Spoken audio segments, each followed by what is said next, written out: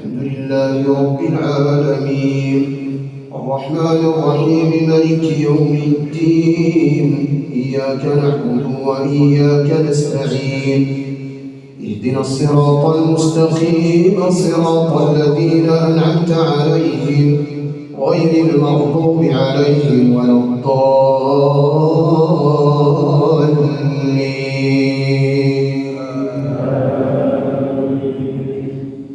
يسبح لله ما في السماوات وما في الأرض الملك القدوس العزيز الحكيم هو الذي بعث في الأميين رسولا منهم يتلو عليهم آياته ويزكيهم ويعلمهم الكتاب والحكمة وإن كانوا من قبل لفي ضلال مبين وآخرين منهم لما يلحقوا بهم وهو العزيز الحكيم ذلك فضل الله يؤتيه من يشاء والله ذو الفضل العظيم.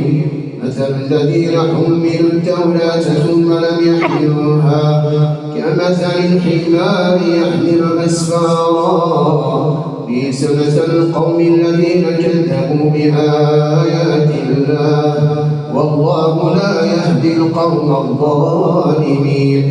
قل يا أيها الذين هادوا إن زعمتم أنكم أولياء لله من دون الناس فتمنوا الموت إن كنتم صادقين ولا يتمنونه أبدا بما قدمت أيديهم والله عليم بالظالمين.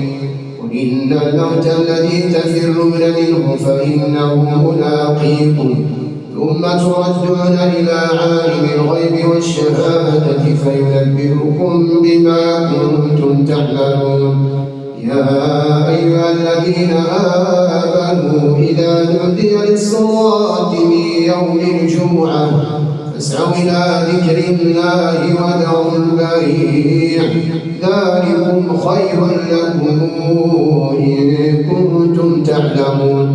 فإذا قضيت الصلاة فانتشروا في الأرض وابتغوا من فضل الله واذكروا الله كثيرا لعلكم تفلحون. وإذا رأوا تجارة أو لهوا انفضوا إليها وتركوك قائما قل ما عند الله خير من اللهو ومن التجارة والله خير الرازقين.